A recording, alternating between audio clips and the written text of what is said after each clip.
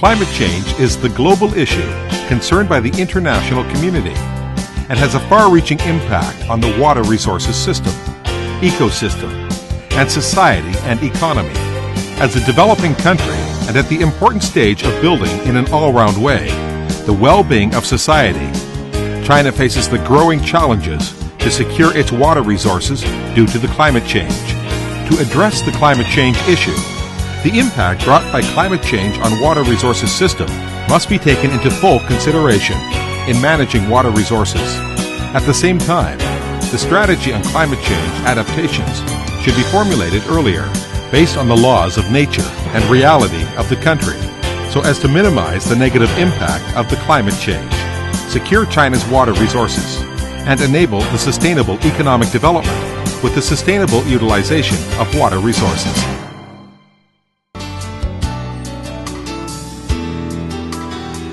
After the UN Climate Change Conference in Copenhagen, with the support of China's Ministry of Water Resources and Ministry of Environment Protection, and the co-sponsoring of the Nature Conservancy, UNESCO Office Beijing, UNICEF Office for China, China Institute of Water Resources and Hydropower Research, and Chinese National Committee on Large Dams, the GWP China and Swiss Agency for Development and Cooperation jointly organized the high-level roundtable on global participants from China's water-related governmental agencies, international organizations,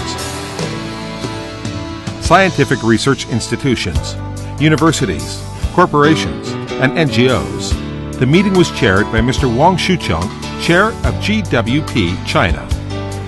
我代表会议组织委员会向各位领导和全体来宾的到来表示热烈的欢迎和衷心的感谢。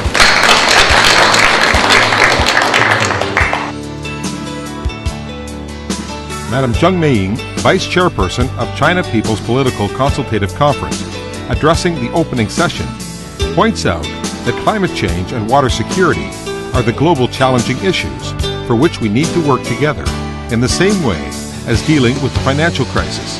Have confidence, sincerity, and courage. Take integrated actions. Carry out dialogues instead of fighting each other, and undertake the practical cooperation in the various areas.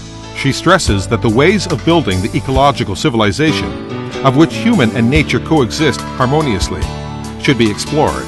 The low-carbon economy developed, the water-saving society built, and the water ecology resorted in order to achieve the objectives of having green mountains and landscape, favorable climates, and safe rivers.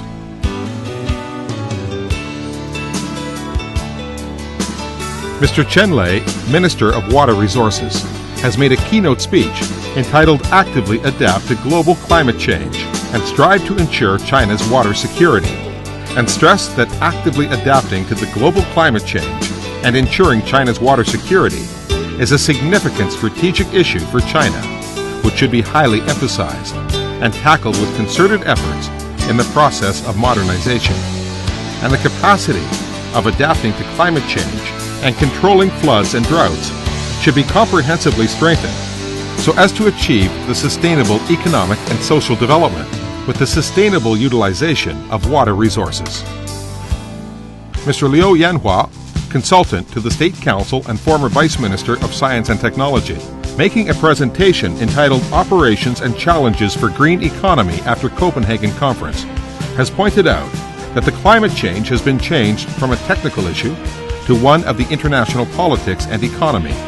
Despite the uncertainties of science, it will produce direct impact on international politics and economic actions, so long as the scientific knowledge has become the common political understanding.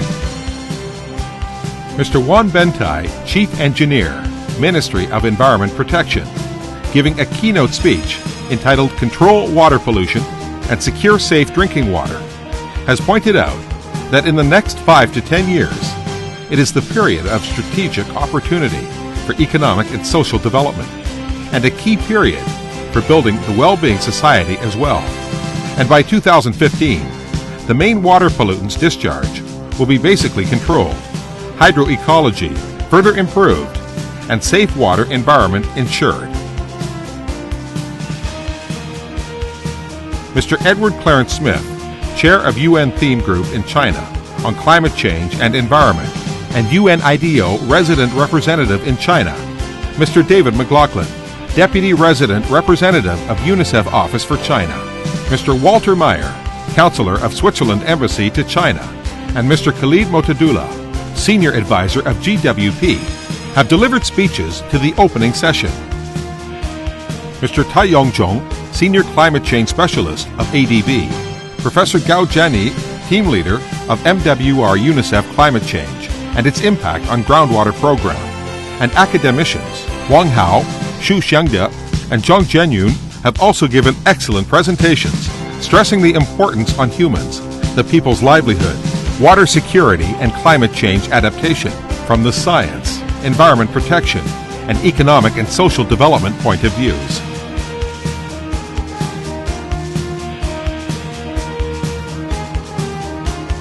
In the afternoon, co-chaired by Dr. Bjorn Gudersson, Network Officer of GWP, and Professor Liu Hong, Vice Chair of GWP China TEC, a plenary discussion with a panel of 5 specialists has been held with comments made and questions answered.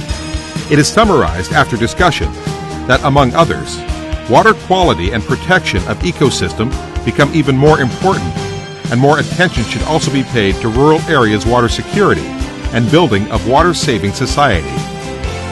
Mr. Wang Shucheng, Chair of GWP China, has concluded in his closing remarks that the meeting, providing a platform for stakeholders, is a success with a very good atmosphere in which the participants speak openly and exchange ideas freely with the following outcomes.